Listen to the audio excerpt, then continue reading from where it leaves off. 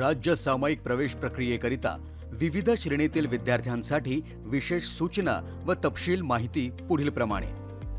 आरक्षणाच्या श्रेणीत अनुसूचित जाती आणि अनुसूचित जातीत बौद्ध धर्म स्वीकारलेली SC करिता 13%, अनुसूचित जमाती ST 7%, विमुक्त जाती VJ NT A करिता 3%, भटक्या जमाती 1 NT B 2.5%, भटक्या जमाती 2 NT C 3.5%, भटक्या जमाती 3 NT D 2%, इतर मागासवर्गीय OBC 19%, तसेच सामाजिक आणि शैक्षणिकदृष्ट्या मागासवर्गीय SEBC 10% यांचा समावेश केला गेला आहे। शासनातर्फे नव्याने 10% मंजूर झालेलं मराठा आरक्षण म्हणजेच SEBC या आरक्षणामुळे एकूण आरक्षणाची संख्या 60% प्रवर्गामध्ये विभागलेली आहे।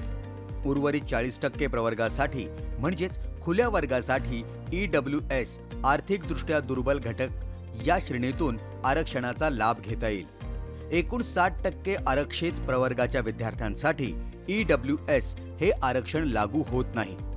EWS प्रमाणपत्राचा नमुना माहिती पुस्तिका पान क्रमांक 115 वर दिलेला आहे। EWS आरक्षणाचा लाभ घेण्यासाठी उमेदवारांनी दिलेल्या नमुन्याप्रमाणे EWS प्रमाणपत्र सादर करावे। अन्य कोणतेही नमुन्यामध्ये असलेले EWS प्रमाणपत्र अमान्य केले जाईल। उमेदवारांनी सादर केलेल्या EWS प्रमाणपत्रामध्ये सामान्य प्रशासन विभाग यांचा शासन निर्णयाचा उल्लेख आहे याची खात्री करावी।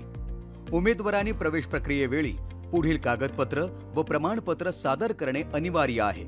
जे उमेदवार SC ST प्रवर्गातून असतील त्यांनी जात जमात प्रमाणपत्र आणि जात जमात वैधता प्रमाणपत्र सादर करावे।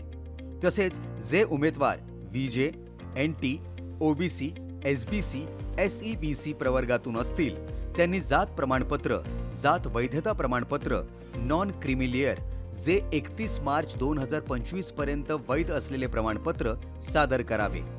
उमेदवारांनी आपला अर्ज, कागदपत्र व श्रेणी या सर्व घटकांची अचूक माहिती देऊन आपली प्रवेश प्रक्रिया सुकर करावी। राज्य सामायिक प्रवेश परीक्षा कक्ष, महाराष्ट्र राज्य, मुंबई।